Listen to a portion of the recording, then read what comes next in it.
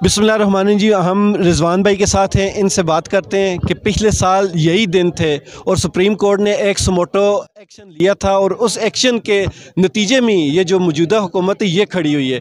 और आज एक साल के बाद, ठीक है, एक साल के बाद वही दिन है और आज वही हुकूमत सुमोटो एक्शन को नहीं मान रही। तो इस बारे में आप क्या कहेंगे? बिस्मिल्लाहिर्रहमानिर्रहीम। देखिए, जिस जगह हम बैठे हैं सुप्रीम कोर्ट की एक तारीख है। तारीख क्या है? 75 साल तारीख में ये जो आपको मजबूत बुलंद बांग इमारत नज़र आ रही है, बेसिकली ये अपने फैसलों की वजह से खोखली हो चुकी हुई है। इस मुल्क के अंदर जो ये इमारत पीछे है, इसके अंदर ऐसे लोग बैठे हुए थे जिन्होंने नज़रिया ज़रूरत को ज़िंदा किया और अवाम के जो हकीकी मसाइल थे और इनके जो हकूक़ थे उनको तबाह बर्बाद किया, सलब किया। कभी अयूब के मार्शल्ला को हलाल करार देकर 11 साल के लिए हुकूमत दे दी जाती है, कभी भुट्टो को फांसी देकर उसको हलाल करार देकर 11 साल के लिए फिर ज़िया को इक़्तिदार दे दिया जाता है। फिर उसके बाद जनरल परवेज़ मुशर्रफ को 8 से 9 साल के लिए इक़्तिदार दिया जाता है और उसके नतीजे में लाल मस्जिद के अंदर भी ऑपरेशन होता है और लोग शहीद होते हैं। तो ये जो एक तारीख़ हमारी है नज़रिए ज़रूरत की, आज वक्त आ गया है कि इसको दफन किया जाए। और ने बात की सुमोटो एक्शन की कि पिछले साल था तो इस साल हराम कुत्ता कुत्ता तो कुत्ता टोमी। तो ये जो जितने दगड़ घुसे बैठे हुए हैं ना, ये मरियम औरंगज़ेब जैसी औरतें हैं, मरियम नवाज़ जैसी, मतलब इनके बारे में जब मैं बात करने लगता हूँ तो मुझे शर्मिंदगी होती है कि औरतें ऐसी भी होती हैं। क्या औरतों के अंदर ये जरासीम भी पाए जाते हैं कि वो मर्दों की खुफिया वीडियो बनाकर अपने पास रखें?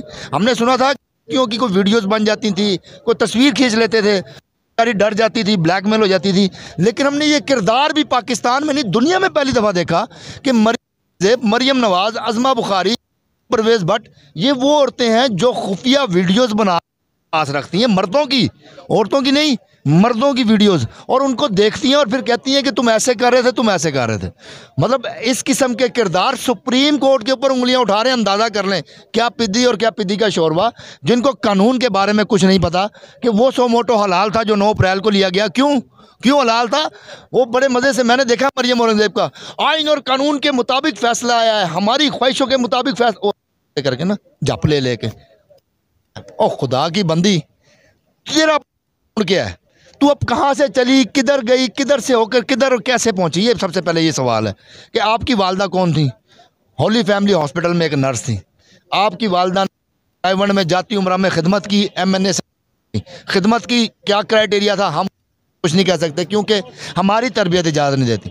आप उसके बाद सेनेट में और MNA कैसे बनी हमें नहीं पता, लेकिन किरदार आपके मशकूक हैं। आपकी ज़ुबान बताती है कि आपकी तरबियत कैसी हुई है। आप चपेड़े मारेंगे, हम आपको ये भी नहीं कह सकते हमको आपको चपेड़ मारेंगे क्योंकि आपका मुंह चपेड़ काबिल है नहीं, आगे से गुजर जाएगा। वो ऐसे हुआ पीछे मारेंगे, से ऐसे गुजर जाएगा, हवाई लगेगी, आपको चपेड़ नहीं लगेगी।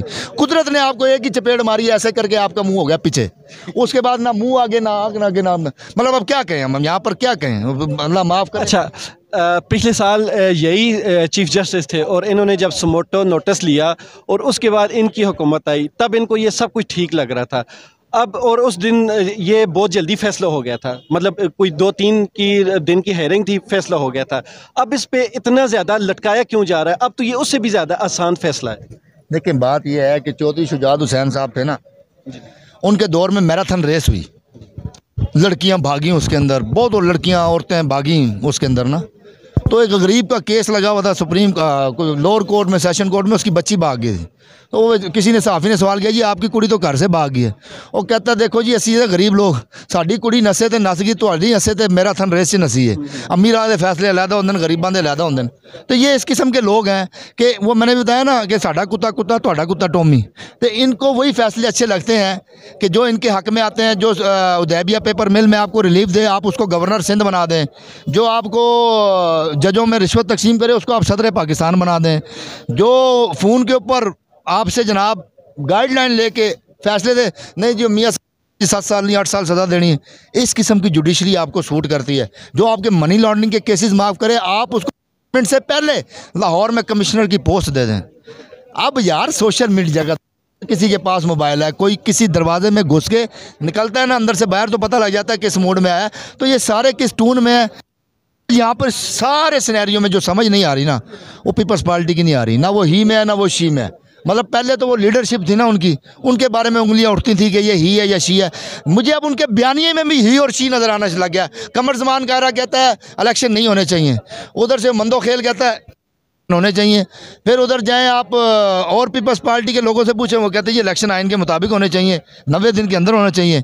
आसिफ जरदारी से मतलब ये दरमियाना बयानिया निकालना, दरमियाना लीडर तो ले आए थे, अब दरमियाना बयानिया भी इन्होंने निकाल लिया। मतलब इन्होंने कहा कि जैसा हमारा लीडर है सब वो हमें लीड कर रहा है, हम बयानिया भी वैसे रखेंगे, ना लेफ्ट ना राइट, दरमियान में सिर्फ। बाकी आप समझें, मैं यूज़ नहीं कर सकता वर्ड। और उनका इलाज भी चल रहा है, जब उनका इलाज हो जाएगा तो अभी एक हो जाएगा। तो ना नो मन तेल होगा, ना राधा नाचेगी, ना वो ही और शी से बाहर निकलेगा, ना इंशाल्लाह। लेकिन इन अफसोस हो रहा है, इनकी मिरास थी आइन। ये लोग कहते थे हम वारिस हैं इस आइन के।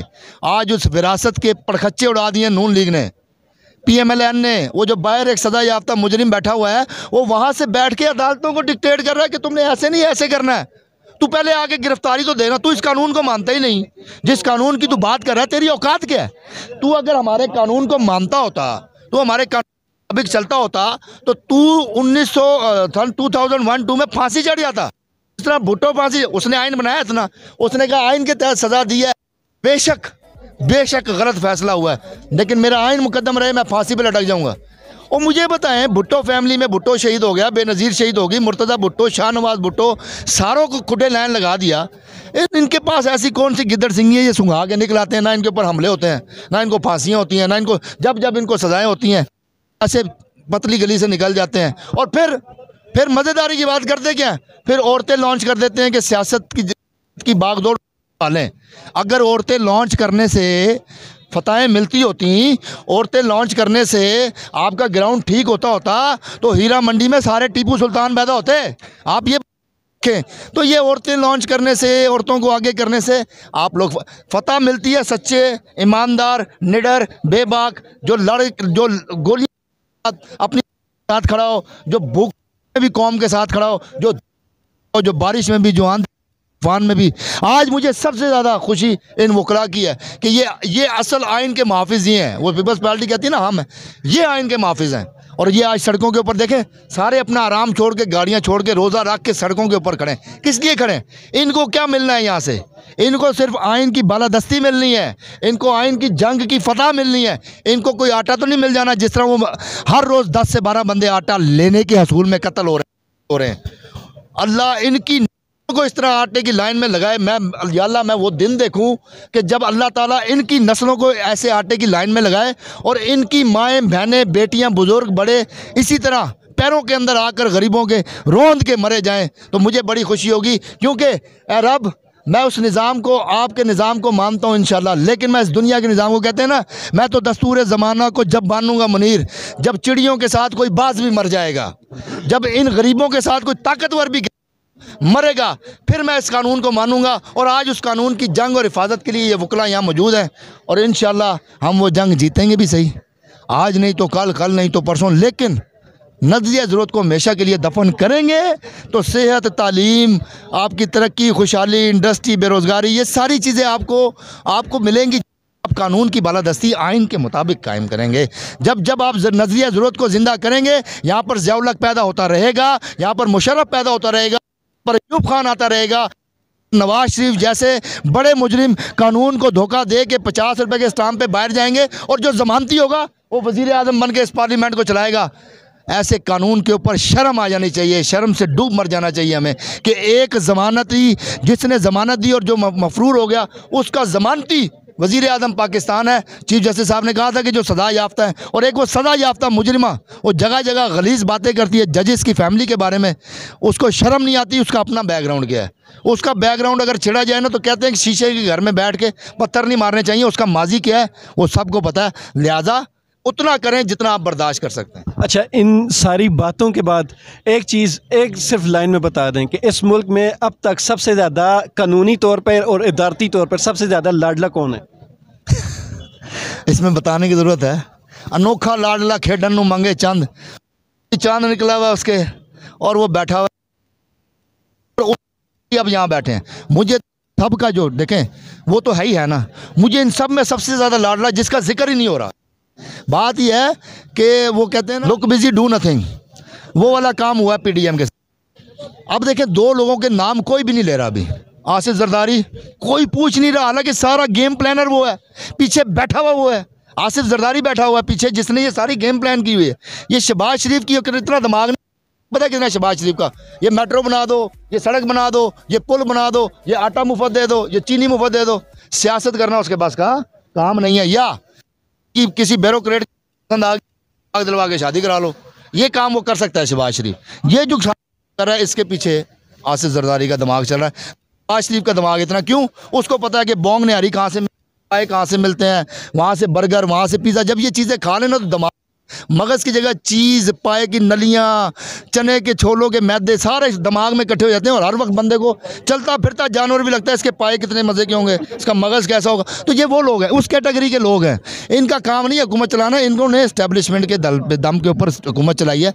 असल सियासत आसिफ जरदारी कर रहा है। और खबीस लानतियों कहते हैं ना, लानता बनाइयाँ रब सिर्फ तेरे, मौलाना रहमान के लिए इतना ही बहुत।